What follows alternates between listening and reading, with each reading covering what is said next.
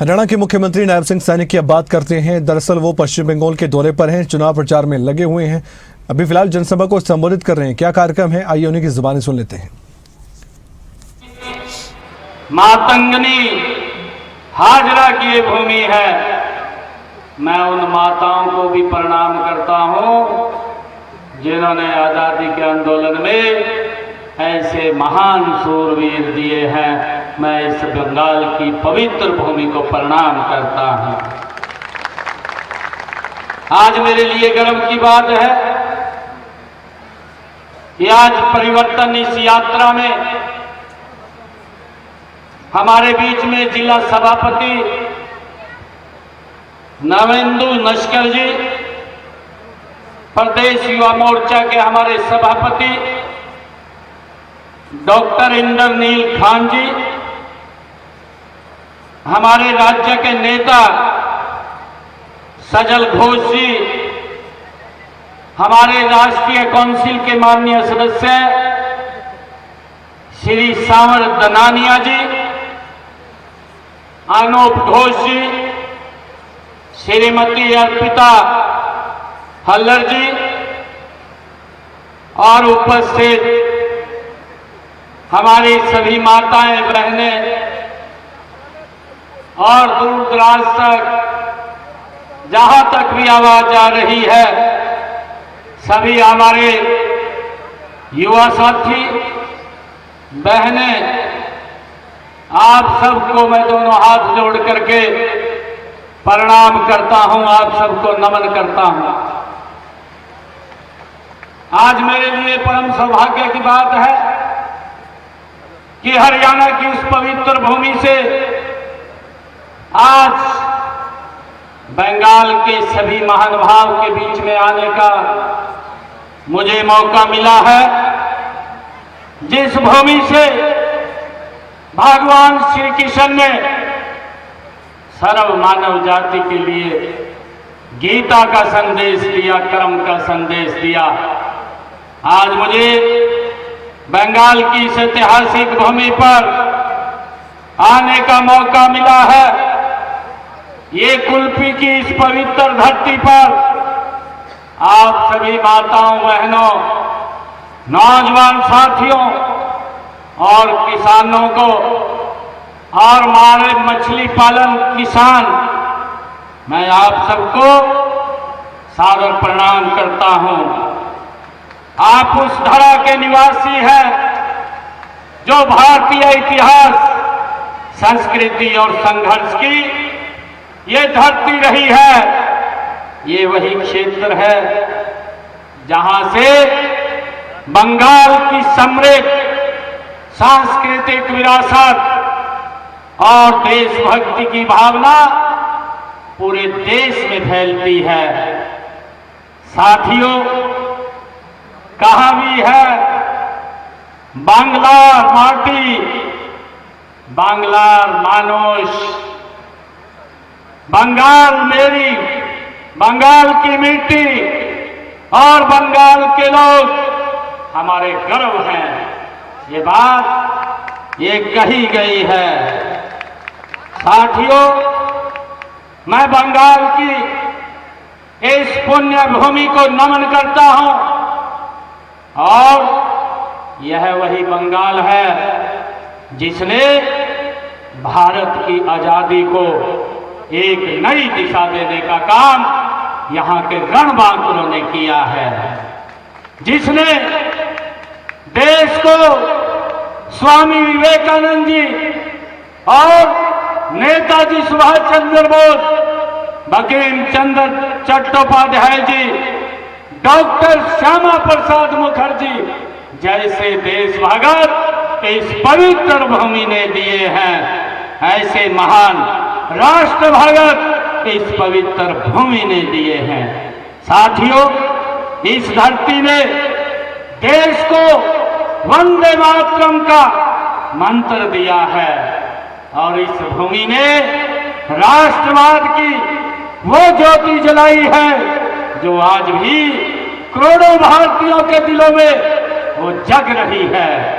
साथियों, आज यह जनसभा ये केवल एक राजनीतिक कार्यक्रम नहीं है साथियों, बल्कि ये बंगाल के ये परिवर्तन की ये पुकार है। और हम सब ने मिलकर के इस बंगाल से ये जो लचर पचर और भ्रष्टाचार की दलदल में ये फंसी हुई, जहां लॉ एंड ऑर्डर भी नहीं है, और सरकार को उखाड़ फेंकने का आज संकल्प लेकर के हम यहां से जाएंगे। साथियों, यह उस आवाज का ये प्रतीक है जो पिछले कई वर्षों से दबाई जा रही है। पश्चिम बंगाल की जनता आज बदलाव चाहती है। पश्चिम बंगाल की जनता आज विकास चाहती है और भय तथा भ्रष्टाचार से आज बंगाल की जनता मुक्ति चाहती है। साथियों, आपका उत्साह, आपका स्नेह और इस जनसभा में इतनी भारी संख्या में आप लोग यहाँ उपस्थित हुए हैं, ये स्पष्ट संकेत है कि पश्चिम बंगाल अब परिवर्तन की राह पर गति से आगे बढ़ रहा है। साथियों, आज बंगाल विकास चाहता है, आज बंगाल सुशासन चाहता है।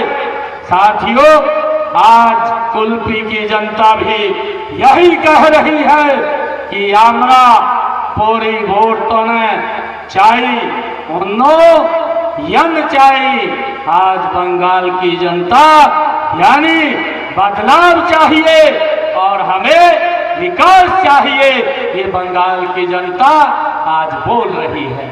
साथियों, मुझे ये गर्व की बात है कि इस दक्षिणी 24 परगना और कुल्पी क्षेत्र की अपनी एक खास पहचान भी है। मेरे लिए बड़े गर्व की बात है, आप लोग मेहनती हैं, समुद्र और नदी के किनारे आप रहने वाले हैं। चाहे आप मछुआरे परिवार से हों, चाहे किसान परिवार से हों या छोटे, सब अपनी मेहनत से आप लोग जीवन यापन करते हैं। लेकिन दुर्भाग्य यह है कि आपको वो सुविधाएं और वो अवसर नहीं मिले हैं जिनके आप हकदार हैं। साथियों, उससे इस सरकार ने वंचित रखा है।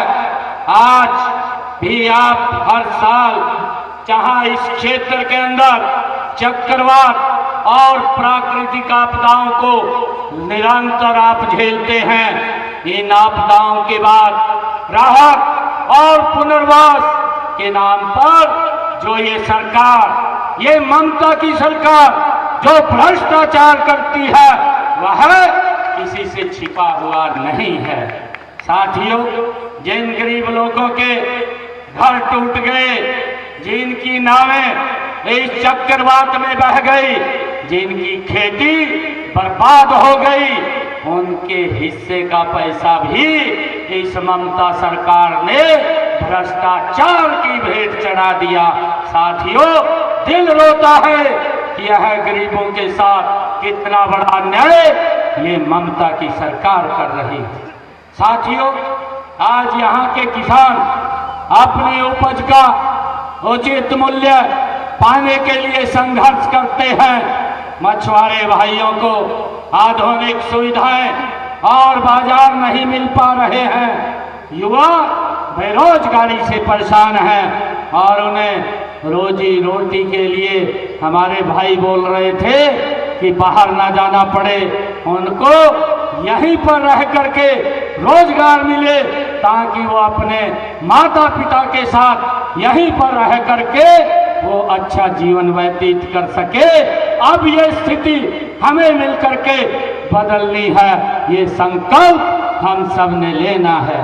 भाइयों बहनों, आज बंगाल की हवाओं में एक छटपटाहट है और वो जिस बंगाल ने कभी पूरे देश को दिशा दिखाई और जिस बंगाल ने वंदे मातरम का उद्घोष किया, आज वही बंगाल भ्रष्टाचार, तुष्टीकरण और हिंसा की बेड़ियों में आज जकड़ा हुआ महसूस कर रहा है। साथियों, मैं ये कहना चाह रहा हूं कि मेरे भाई बहन, क्या आपने यह दिन देखने के लिए बलिदान दिए थे? आपका जोश बना रहे कि आप में कितना क्रोध है, ये हमारे महापुरुषों ने हमें रास्ता दिखाया है। साथियों, मैं कहना चाहूंगा कि जिस धरती ने देश को जगाने का काम किया है, आज फिर वही बदलाव का पैगाम लिए खड़ी है। जिसने आजादी की भूमि के आजादी के उस आंदोलन के अंदर यहाँ के रणबांकुरों ने अपनी महत्वपूर्ण भूमिका निभाई थी, आज ये बंगाल उस आजादी के लिए आज फिर तैयार है, उस पैगाम के लिए खड़ी है। अब अन्याय की हर दीवार हम सब ने मिलकर के गिरानी है, क्योंकि जनता की ताकत हर तूफान से बड़ी है। साथियों, हमने मिलकर के इस भ्रष्टाचारी सरकार को बदलना है। साथियों, यहाँ की सरकार ने केवल, हम सब देखते हैं, नाम बदले हैं, काम नहीं किया है। नाम तो बदले हैं परंतु काम नहीं किया है। पहले वामपंथियों ने बंगाल के उद्योगों को उजाड़ने का काम किया और अब ममता सरकार उन उद्योगों को पलायन करने के ऊपर वो मजबूर कर रही है। साथियों, इसे गरीबी की दलदल में धकेल दिया गया है बंगाल को इनकी गलत नीतियों ने। साथियों, यहाँ के लोकतंत्र को इस बंगाल की सरकार ने खतरे में डाल दिया है। साथियों, आज आपका ये आक्रोश ये बता रहा है कि यहाँ की सरकार ने केवल नाम बदले, काम नहीं किया। साथियों, तृणमूल कांग्रेस ने बंगाल को घुसपैठियों के लिए ये सुरक्षित जगह ये ममता ने बनाई है। बंगाल के घुसपैठियों के लिए ये बंगाल को यहाँ सुरक्षित जगह बनाने का काम ये ममता ने किया है, ममता की सरकार ने किया है। साथियों, इसीलिए देश के यशस्वी प्रधानमंत्री आदरणीय नरेंद्र मोदी जी ने नागरिकता संशोधन अधिनियम जो लेकर के आए हैं, उसका विरोध ये ममता दीदी कर रही है, ममता सरकार कर रही है। साथियों, दूसरी तरफ हम नामशूद्र और मतुआ समाज से इनको दिक्कत है।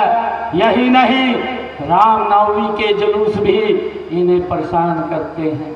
ममता दीदी को इससे भी परेशानी है कि कोई जय श्री राम बोलेगा, परंतु जो राम का नहीं है, जो राम का नहीं है, वो किसी काम का नहीं है। साथियों, ये पूरी दुनिया जानती है।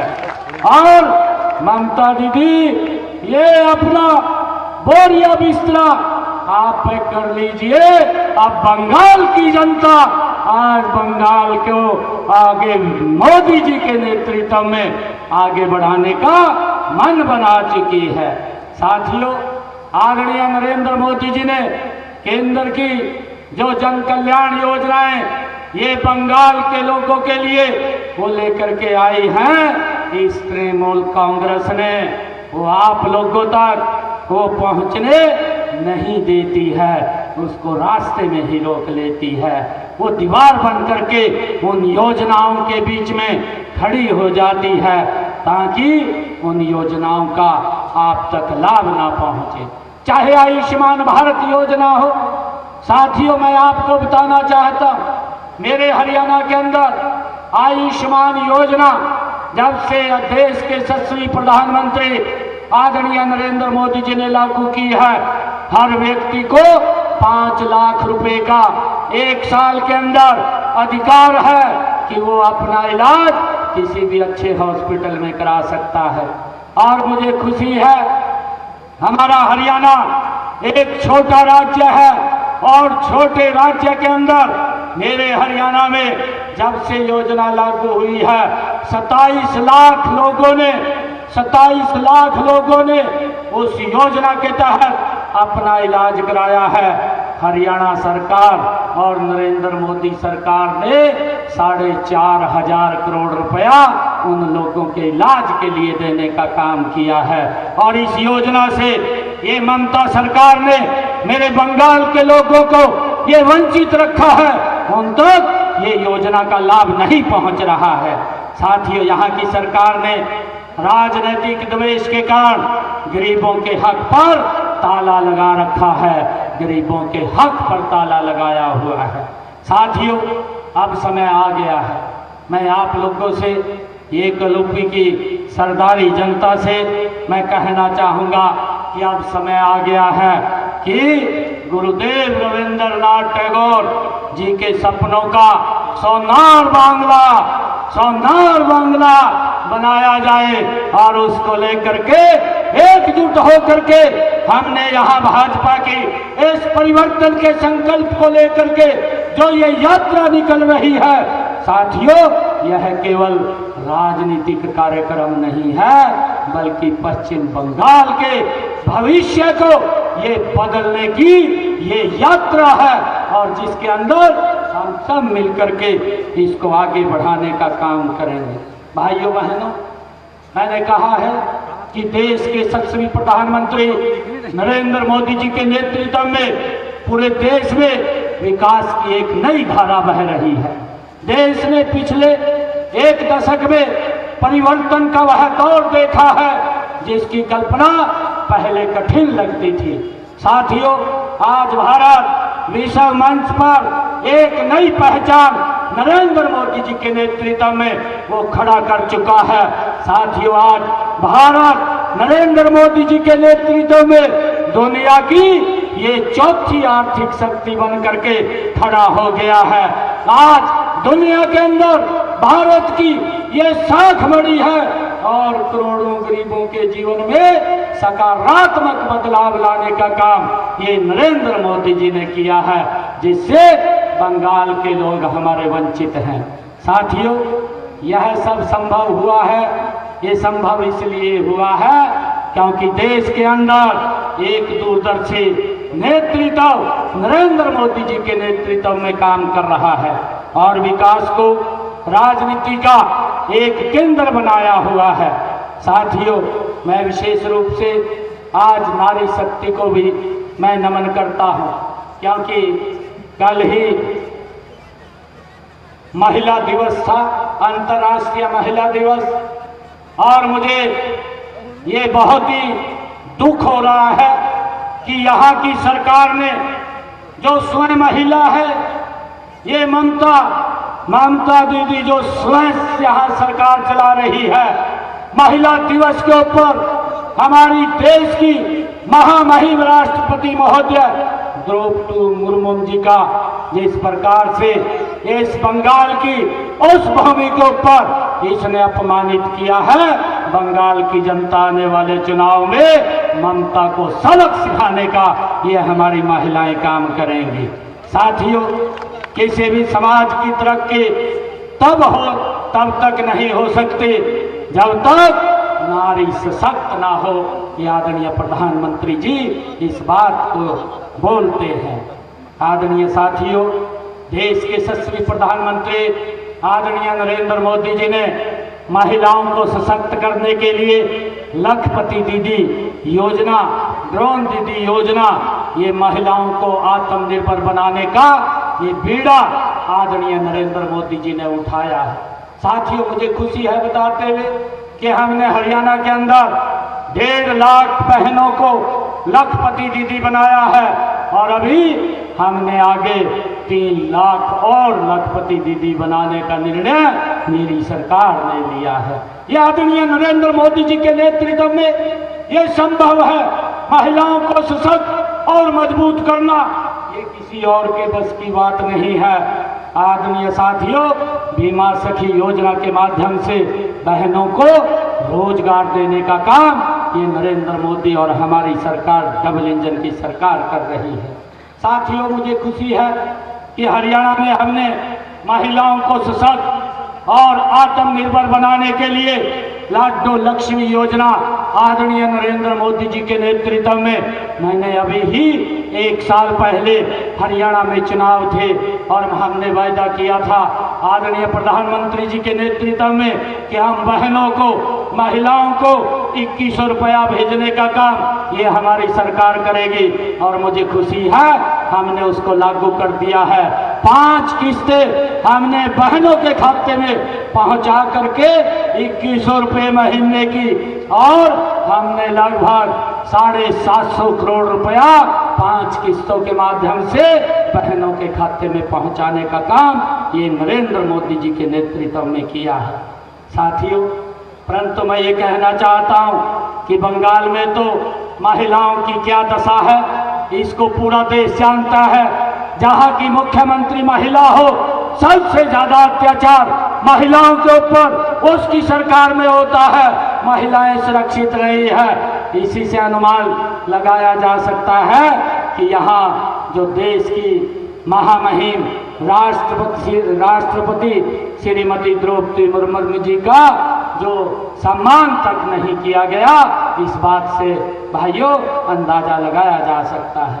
परंतु मैं आज कलूपी की सरदारी को, कलूपी की जनता को ये आह्वान करने के लिए आया हूँ कि भारतीय जनता पार्टी की केंद्र व राज्यों की जो डबल इंजन की सरकारें वो चल रही हैं, ये अनेक राज्यों में सुशासन और पारदर्शिता के साथ विकास का मॉडल वो स्थापित कर रही हैं।